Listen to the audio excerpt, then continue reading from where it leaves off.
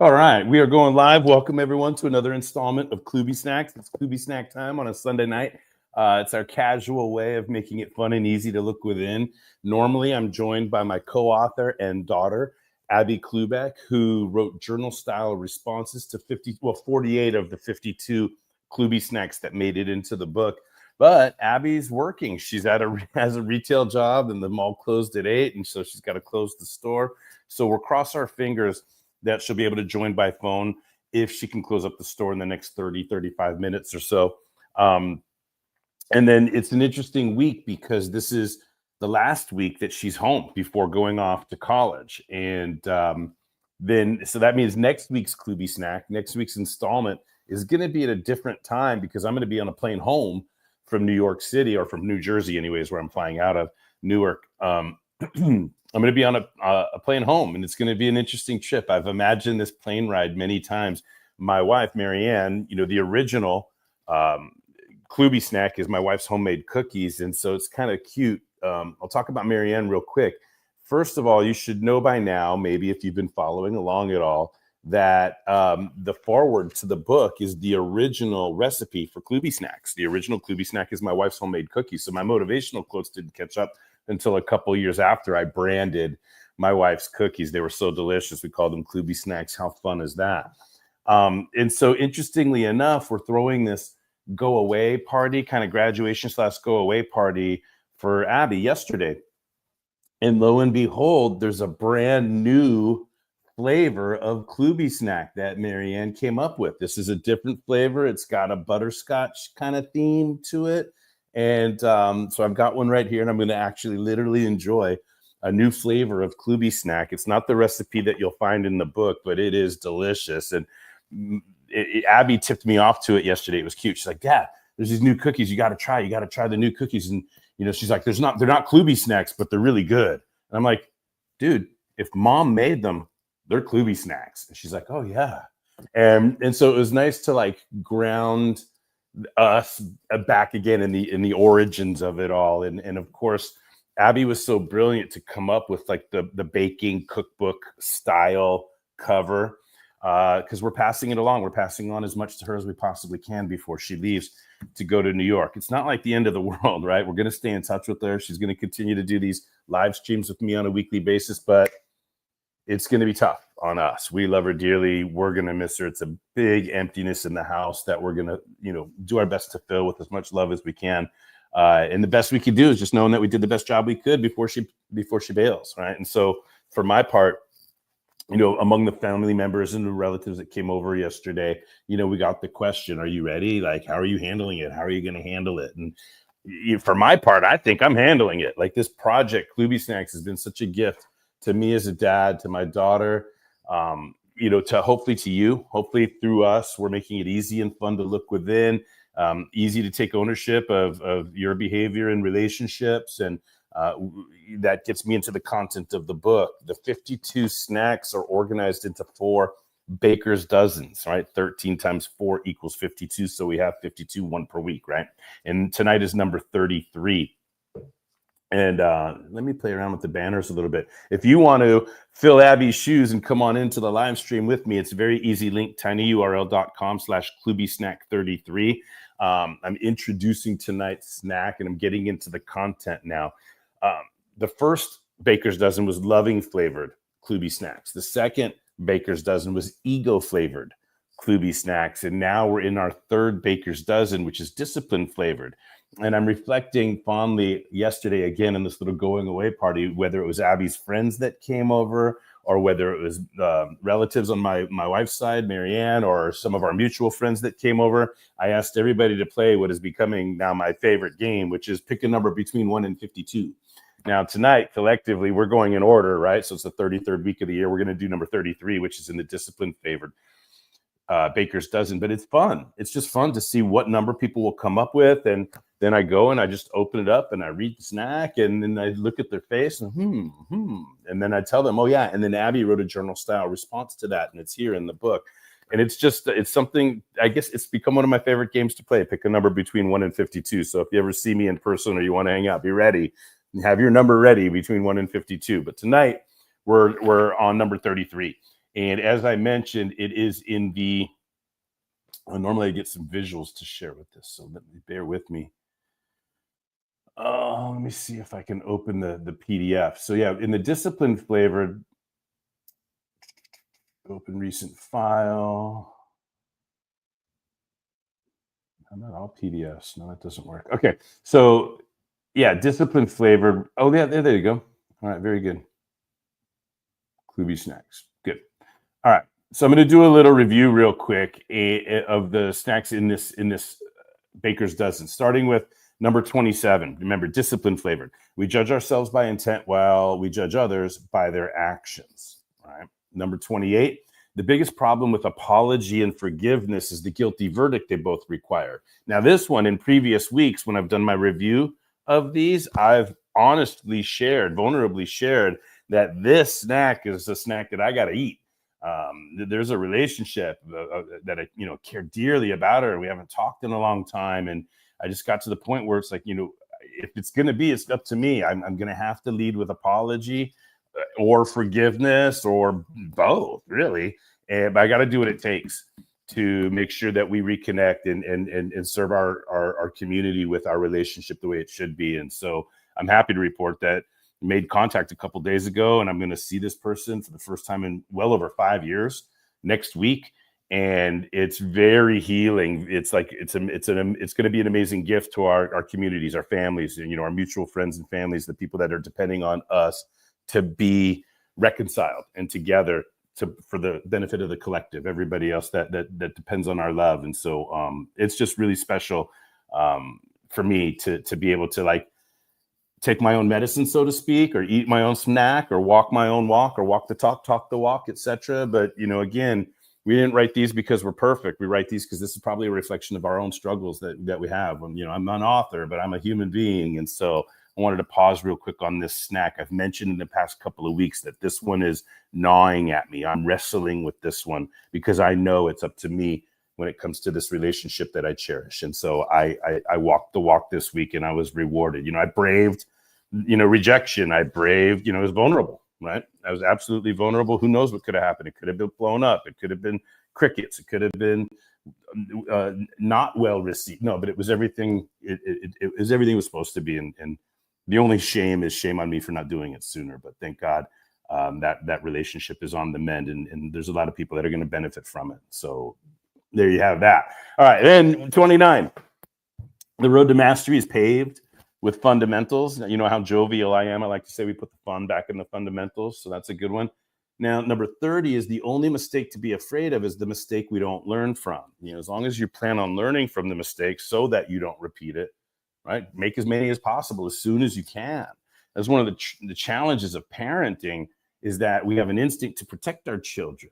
And then what that translates into when they're young is like, no, don't stop, wait. How many times does a young child hear, no, don't stop, wait, from a parent? And that, hey, the parent loves me, no, don't stop, wait. So we start to get confused with fear and misplaced, right? So we have to learn how to fall in love with mistakes. We have to give people enough rope to learn on their own. We can't always be around to protect everybody and prevent mistakes. Living a life of trying to prevent mistakes is kind of not really living a life at all, right?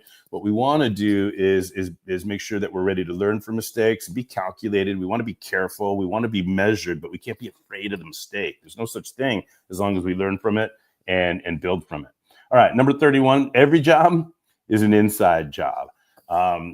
In a heavy moment, I think about Viktor Frankl and Man's Search for Meaning, and his whole premise that nobody can ever take away from us our ability to decide what something means. Now, the meaning that we make is usually related to culture, upbringing, influences, peer pressure, media. There's a lot of things that can influence our meaning making, including addiction to the emotions that we experience most often, etc. But we're always in control. We can always choose what meaning we want to make. In other words, no matter what's going on around us, it's all a function of the meaning we choose to make of what's going on around us. And we're always 100% in control of that if we want to be. All right. Every job is an inside job. And then last week we got to, if you want to be paid attention, pay it first. This is a cute one. This is one of those ones when I look at this KloobySnack, I think about the process with my daughter. And I remember last year, how careful and delicate I was. There was still some raw edges around the tension of raising a teen girl and me being the force of accountability in our family and finding the right ways to, acknowledge what I don't understand, Dad. And okay, yeah, but there's a lot of things I do understand, sweetheart. And trying to integrate that in a healthy way. And it was raw. And so I was very careful in asking Abby to participate in the project. I was intentional about taking an inferior posture. I made sure I was sitting down and she was standing up when I asked her to help me get from over 100 KloobySnacks down to 52 that I would put into a book. At that point, I didn't know that she would be as engaged as she ended up being. I just wanted to see if I can get her to spend 5 minutes with Dad, looking at the KloobySnacks, putting her mind on what the content is. And sure enough, not only did she, and I'm going to come back to this asterisk right here for tonight's snack, but she then said, hey, yeah, these are the ones I can write about. And I said, write about? What do you mean? And I stopped myself because I had an idea of what I wanted to do. I just wanted her perspective on getting to 52. And I was going to write about each of the snacks. And she, rightfully and playfully said, no, Dad, you already wrote the KloobySnack. If you write the explanation for the KloobySnack, too much. It's too much you, Dad. Let me do the writing. And I was like, wow, okay. And I had an imagination for what it would be like if she wrote a journal style response to all the snacks. Then it was like a whole struggle of getting her to, meet the deadline, right? And hey, there's a lot of moving parts in putting a book together, and your social calendar needs to make some sacrifices if you really want to do this, right? So that's a different story. But the point that I'm trying to bring up here is that this snack, if you want to be paid attention, pay it first. It's one of a couple of snacks that got reworded in the process. In other words, Abby, when she wrapped her mind around it, she either didn't understand it or said, hey, okay, I get it, but you could do that better, Dad. I think it should say this. And instead of my instinct to, how we've always butted heads because she's so strong, I'm so strong. My aunt told me yesterday as she was leaving the house, she's you. And she smiles because however much of a pain in the ass I was growing up, the elders now are smiling that I've raised one too. And it's cute. Apples don't fall too far from the tree, but you guys can imagine, I hope, how somebody as brilliant and sharp and as quick and as strong as Abby and I might come to head. So the instinct for us to hit it back over the net to each other really fast, I had to say, no. Tell me how you would word it. I was more than happy to give up, quote unquote, so many battles along the way to win the big prize, which is to make sure that we got to where we got, that we could publish a book as father and daughter co-authors and have a complete project that was complete. Too much pressure might have sent her away or got her disinterested, or I really had to implement a lesson I learned from my mom, which is pick your battles wisely. Do you want to be right? Do you want to be happy? It's not that so much really, but pick your battles wisely. You don't have to have and this is one of the things that we talked about in the ego flavored, which is ego defense, fight or flight, the automatic response to attack or ignore anything that's different from our sense of self. So sometimes when Abby had input, it was different from what I wanted to do or what I originally authored. So it was in real time that I suppressed the instinct of ego defense in favor of welcoming her and her ideas in, even if I didn't agree with her wording. And in this case, by the way, she's not here right now. I don't, but I it's fine. It's part of the project. It's part of the how should I say, the ambiguity of the snacks, and that they're open to interpretation. Whatever I thought it meant at the time, that's because I chose those words because of, it's going to go through somebody else's filter, and it's never going to be the meaning that's made of it is never going to be 100% the meaning I made of it when I created it. And so it's part of the process and the wonder really of anticipating how will these snacks be received? What meanings can be made from these snacks other than what I originally intended? And so it started with Abby, and it's like, sure, okay, I wrote it originally like this, didn't make as much sense to you. You want to write it like that? Right on. So this is one of those, and it's an icon of that is always going to remind me of the delicate process of push and pull and including her in without pushing her away and keeping us on track and creating the space for the project to complete and all of her ideas and just validating her every step of the way. And it was so refreshingly different from the previous, 3-4 years of our communication, when she's like, 13, 14 to 17, that's tough, right? Anyway, it's so much more wonderful now, the way we interact with each other and listen to each other and banter back and forth and initiate with each other. It's just wonderful. So there we go. That was last week. And that brings us to this week, number 33. And I'm going to go ahead and preview that this one, I said asterisks that I was going to come back to. Here we are. We're back at the asterisks now. I'll put the quote up. It's very interesting. Number 33, drum roll, please. Most babies live past the age of 5, ... Most businesses don't. Now, this KloobySnack was, it emerged in the process, and I'm surprised because this is really kind of like business. Like, of all of the snacks, let me go back to the asterisks. There was over 100 KloobySnacks that I gave Abigail to read through and choose from to tell me what she thought the best ones were. And sure enough, they were all about like interpersonal communication or intra-personal communication. There were the snacks that touched her emotionally, that she could relate to on the life coaching side, if you will, of what I do for a living, right? Life coaching, right? The mindset, motivation, accountability, it's in there, but it's interpersonal relations, it's communication stuff. So again, loving flavored, ego flavored, discipline flavored. But discipline starts to get us into, right, what I do on the business coaching side of things, right? Delivering accountability and soft skill and behavioral change for people that are emerging in their businesses and careers, right? So I'm a soft skills guy. So it's just interesting that this one is clearly, now we've already remarked, by the way, that some of these snacks, this one showed up in the ego flavored section. It could have easily gone in the loving flavored section, or this one in the loving flavored section could have easily gone in the integrity flavored section, right? I was intentional, by the way, with the next Baker's Dozen the integrity flavored. They were going to end the book with integrity flavored. I was conscious to create a through line to what I do professionally, which is I play the integrity game. And this is the book that represents my 10-point model that I use, right, to help bring structural accountability to businesses, teams, etc. Right?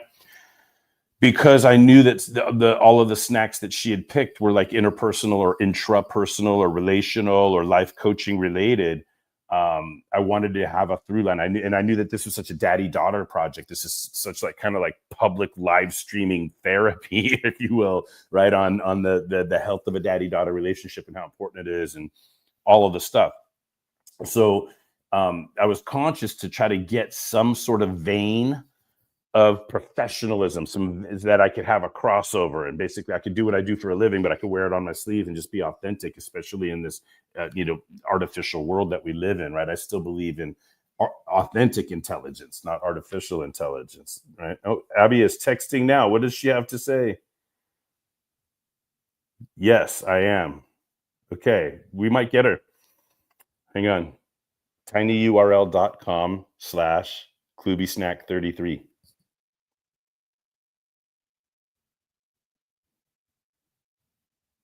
So very cool. So she's gonna like join from her phone, let's hope, in like the shopping mall parking lot in about 5 minutes. Great. This is so funny. It's so I don't know, millennial or whatever the new generation is, to be live streaming and texting with your daughter who's not, anyway, like, yeah, you should come on board, right? The show must go on. It's the unofficial definition of professionalism. So if I can stall for a couple more minutes, we'll be lucky enough to have her. So back to my setup or preface. And one way to, buy a minute or two of time is to do the screen sharing that I normally do and show you guys the book, right? So I've been talking about the cooking theme. I've been talking about the new KloobySnack, and we had so much fun with the project with the icons and the interior design. We got a bunch of advanced praise. We shared this with so many people prior to publishing, and we were lucky enough to get so many instances of advanced praise. I think 17 made it into the book, and we got even more than we could get in by the deadline. We love the menu design, right? The baking theme, the rolling pin. And one of the things that's subtle is this little get a clue in 52 down here. because it's kind of worth me mentioning that this is the fifth Get a Clue in 52 project, the fifth book that's made for live streams, made for weekly live streams. I've written the entrepreneur edition with my co-author Vipul Dayal. I've written the public speaking edition with my co-author Sue Matheson. I wrote the coaches edition by myself that we did in 2023. The speaker edition we did in 2024. The original I wrote in 2019, and I live streamed it 2 years in a row. So I found all the mistakes in it, did a republish and with cleaned up mistakes and a new cover. So this is like the 6th year in a row that I'm doing a live stream every single week. So even though the title of the book is KloobySnacks, this is the 5th Get a Clue in 52 project, the 5th made for social media book that I've written. So I didn't ask her to, but my designer just snuck that in there at the bottom, and I just think it's cool. It gives me a Disneyland kind of Easter egg kind of feel, right? Anyway, so the dedications that we wrote, and there's the recipe. And by the way, this is a good time for me to stop sharing and take a bite maybe of Marianne's. I'll wait till Abigail comes on. That'll be a fun surprise for her. But yeah, the original recipe right here. There's been this one that I was talking about earlier today. This brand new KloobySnack is a brand new recipe, but we had KloobySnack 2.0, which is like a darker, chocolatey, more fudgy, kind of snack than the original. More, I don't know. You can read the recipe. You can see what the main ingredients are here. The butterscotch and the Heath bar are the secret. Those are the ones that people go, what is this? What is this? And for years I used to say, can't tell you. But in honor of our relationship, Marianne finally agreed to let the recipe go public. It used to be a secret that we protected with our lives. So yeah, here we go. The baker's dozens, the cookie jar, right? Here's a brief little description of each of the snacks, abbreviated because they all don't fit, right? Loving flavored. And that's the way the book sets up. We have the snack, and then we have Abby's response. And of course, we've got a bunch of, heartwarming pictures in there.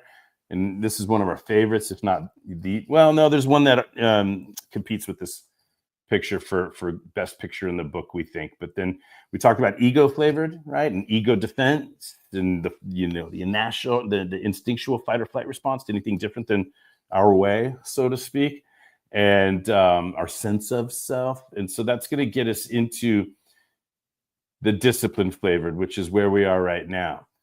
So as a point of review, which I've already done, let's have you see it visually, right? Number 27, we judge ourselves by intent while we judge others by their actions. Number 28, the biggest problems with apology and forgiveness are the guilty verdict they both require, right? That's the vulnerability involved in reaching out to this cherished relationship, right? Which is, I'm going to have to own whatever I need to own. She's going to have to own whatever she needs to own. We're going to have to apologize and forgive. I think it's a mutual two-way street. We could just mutually agree not to talk about any of it, that it's all water under the bridge. But, maybe that's probably best for the first meeting, but at some point we should clear it out and just really understand each other. What went wrong? What was felt? Do we see it differently now? What can we commit to moving forward? It's okay. It's okay. Whatever happened is okay, as long as we're committed to love moving forward. Love conquers all, always. Number 29, the road to mastery is paved with fundamentals. I love that. It's like one of the original KloobySnacks. I put the fun back in the fundamentals. So much fun. The only mistake to be afraid of is the one we don't learn from. As we talked about, every job is an inside job. And then last week, there she is. Right. See, the thing is, it used to be like this, right? But when you get into those teenage years, and when I've got eyeballs everywhere, and I want to be a good dad, and what's going on, and what are you doing, and who are you with, and what did that say, and how long have you been on, and after a while, these questions aren't so fun, and she begins to. It's not that innocent. It's not that just automatically trusting anymore. After a while, the guard comes up, and it's tough. It's tough. I'm just so grateful for where we are today and what a project KloobySnacks has been. So this is this one that she reworded. Okay, I'll let her have it. It's not the way I'd say it, but it's the way she says it. So right on. If you want to be paid attention, pay it first. It was great to have her come on and read. And so that takes us here to most babies live past the age of 5, but most businesses don't. So I'm going to stop sharing now and hold off until Abby comes in, because I think that she will. And continue what I was talking about. Like, yeah, if you could get a sense of these snacks, they're all like, relationship and life coaching kind of related, interpersonal, intra-personal, which is the communication we have with ourselves. Inter is the communication that we have with others. Most of these snacks are about that: loving, ego, discipline. But today's snack is really, it's like one of the first things I learned in one of the first business books I ever read, which is The E-Myth Revisited by Michael Gerber. And it was giving out the statistic that most businesses fail within 80% of businesses fail within the first year, I think. I don't know, something like that. It's something like this. 80% of businesses fail within the first year, and of the 20% that succeed, 80% of those fail within the first 5 years, and then there's a law of diminishing returns, right? In other words, business is, it's hard. And it's not hard because business is hard to understand. It's not hard because nobody's ever done a successful business and no blueprint and roadmap. It's hard because of the people that run businesses, the people that start businesses, the people that do business in businesses with businesses, etc. Usually, it's like there's a joke that we have, a saying that we have is like consultants at the seminars. We say, "Hey, business is easy. It's business owners that are tough. Business is easy. It's the founder that is tough." And then with the founders that I'm working with, I'm going to quote my good friend, now very good friend, Nick Long. He's like, "Your business doesn't have problems. It has you and your problems." Right? In other words, we expect the business to be the savior when we got to look within first. We got to make sure we're right, we're whole, we're right. So the business person is what's needed, structural integrity and resilience and solidarity and clarity of purpose and focus and balance and lifestyle and all that stuff before you go into the business, right? So it's interesting to me that she chose this one, because this is all about getting us ready to understand what it takes to build a business. Why are you building a business? What's the purpose of the business? What's your role in the business going to be? What are you selling? Who are you selling it to? How are they going to know that they can buy it? How are you going to convert them from interested or prospective to client? Once they buy, how are you going to serve them? How are you going to account for all of it? How much money do you need to get the client? How much money do you need to serve the client? So what do you need to charge for what you're selling in order to profit, to pay yourself? And all of these questions, right, that we ask, our clients in business coaching, that's what this snack is supposed to thought provoke or provoke thoughts around, is who are we as founders? Who are we as business owners? Who are we as entrepreneurs, solopreneurs? Who are we? Why are we starting the business? And let's get real about the reality that it takes to run a business, start a business. My dogs are going nuts right now. I'm not sure what's happening. Quiet down, you guys. I'm still buying time to see if Abby can come on board, because I don't want to read what she wrote. But I think you understand the point. Hey, you guys, quiet down. I think you understand the point that I'm making now. This one surprised me. So I want her to come on board because I want to ask her, do you remember choosing this one? Do you remember why you chose this one? I remember where we were sitting, and I remember when she asked me about this one. And I want to see if she has a perspective on how it got in here among all these other snacks. Now, it was easy for me to put it in discipline flavored, right? It's like, oh, of the categories, where does this snack go? Well, it goes in discipline, because that's what it takes to run a business, right? If we're not disciplined, if we're not diligent, right? And by the way, it's a whole different subject, but I talk about this almost endlessly in Get a Clue in 52 for coaches. So in this project, all of the last 12 tips have this org chart right here, and I go through the 12 accountabilities of business, right? And so I'm talking about, what does it take? You have to meet these 12 accountabilities. Oh man. Hey, quiet down. Sorry, I don't know. You probably can't even hear the dogs through my headset, but they're right outside of my office and they're barking like crazy. So we'll give Abby another minute or two to see if she's going to come on board. And if not, I'm probably just going to read her part, and maybe she'll be on board by then. And yeah, I think we're going to do that. I think I'm just going to do that, because there seems to be some commotion around the house, but Abby's not coming on board here.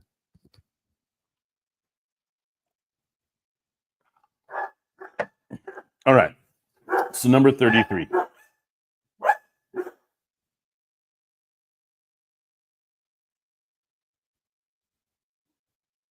Here's what Abby wrote. And hopefully she joins us in time for me to ask her. I personally have never raised a child, nor have I fostered a business. However, I was once a child, and thankfully I did make it past age 5.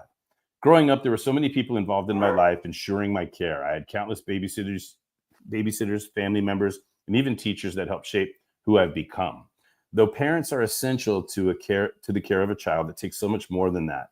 My teachers taught me the fundamentals. My babysitters cared for me while my parents went out of town. My coaches taught me how to be a teammate. My extended family members taught me the importance of family connections. Though I've never raised a child, I do know that it takes a village. Similarly, when I hear my dad talk about different projects he's working on, he always mentions other people and the responsibilities they're taking on. Though his ideas might be individually made, the execution of said ideas never seems to be. It takes a village to raise a child, as it does to raise and maintain a business. I think I heard, there she is. Hi. Hey, what's going on? Can you see my screen? Yes, I can. All right, well, I just did a really bad job reading it. Do you want to read it out loud? Number 33, sure. Most babies live past the age of 5. Most businesses don't. And then I'll ask you about it after. Can you see it? Okay, I will be holding the phone really close to my face so I can read. That's so fine. It'll give me a much needed break. I've been talking for 30 minutes straight. Okay. I personally have never raised a child, nor have I fostered a business. However, I was once a child, and thankfully I did make it past age 5. Growing up, there were so many people involved in my life, ensuring my care. I had countless babysitters, family members, and even teachers that helped shape who I've become. Though parents are essential to the care of a child, it takes so much more than that. My teachers taught me the fundamentals. My babysitters cared for me while my parents went out of town. My coaches taught me how to be a teammate. My extended family members taught me the importance of family connections. Though I've never raised a child, I do know that it takes a village. Similarly, when I hear my dad talk about different projects he's working on, he always mentions other people and the responsibilities they're taking on. That rhymes.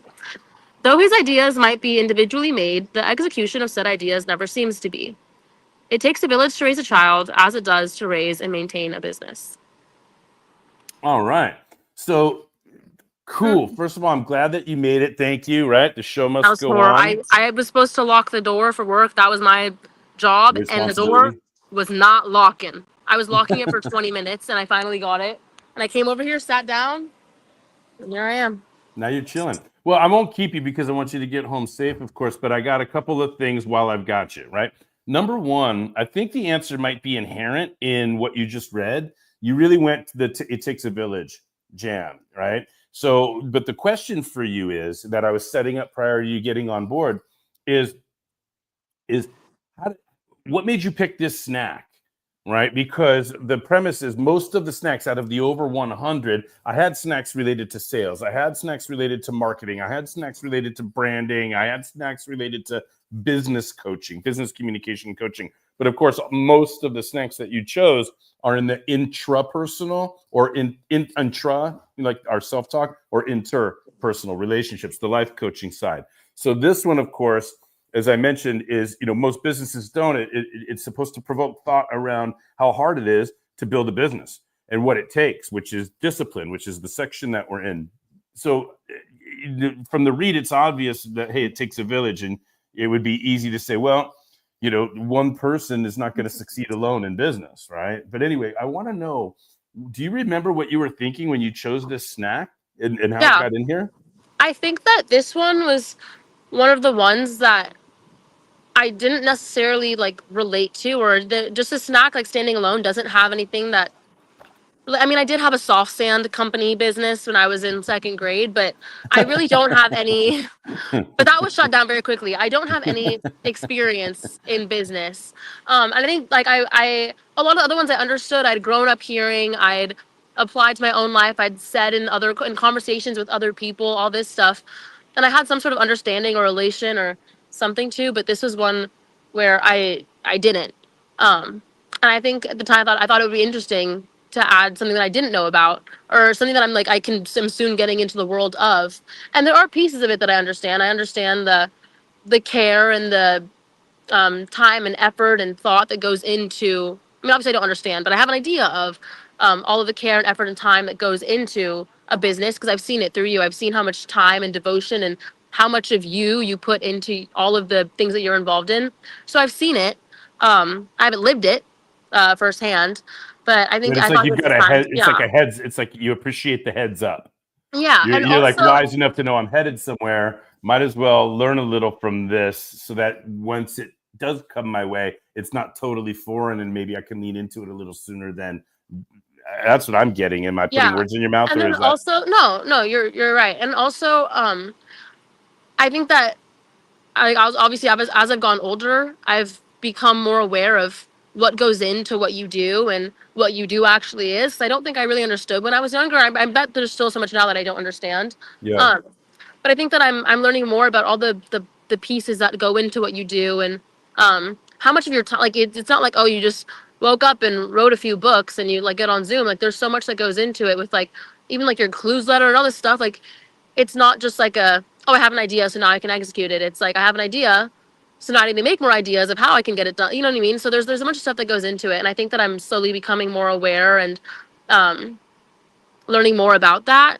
So I think that that's kind of why I chose this one, because it's like something that I hadn't thought about, but now I'm getting to the age and to the age where I can and should be thinking about this or recognizing what goes into these outcomes rather than the fact that like, oh, these things just happen, like thinking about how they happen. Yeah, it's refreshing to hear that rather than a typical teenage know-it-all, right? You're not. You're like open-minded rather than know-it-all minded, right? And then that's wonderful from the teen thing. And then as a dad, golly, like I wish I could just press a button and just zip transfer to you everything I do know. Yeah. It'll take time, and I'm giving you as much as I got. And the one of the only things that offsets the sadness of you moving away in a couple of days is this knowing that I've done everything I can to pour everything I can into you, and getting to talk to you every week as I've gotten to this year through KloobySnacks. It just gets more and more certain. I get more and more certainty that Mom and I've done a pretty good job here, and we're always going to worry, and we still got things to worry about. That's never going to go away, but we're not going to have regrets. We're not going to beat ourselves up. We're not going to, yesterday when there were so many people coming through the house, I got the question like, hey, how are you handling it? I'm like, pick a number between 1 and 52. I'm handling it just fine. Talk to Marianne though.